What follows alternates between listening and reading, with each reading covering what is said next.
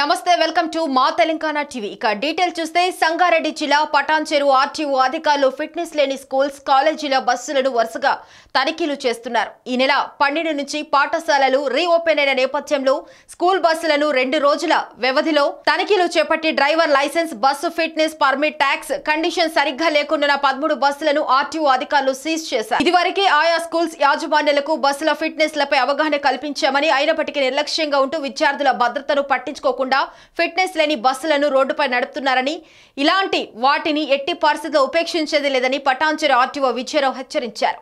ఈ దాడులు మరికొన్ని రోజుల వరకు జరుగుతూనే ఉంటాయన్నారు.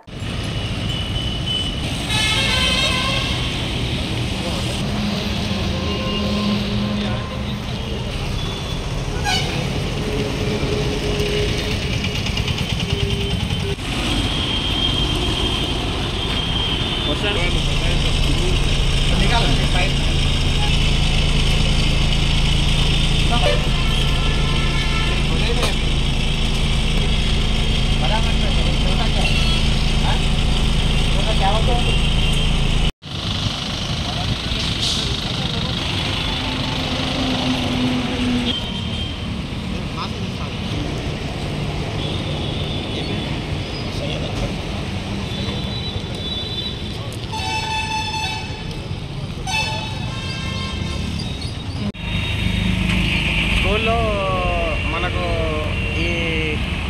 ఈ మంత్ అంటే జూన్ 12 నుంచి రీఓపెన్ అయినాయి.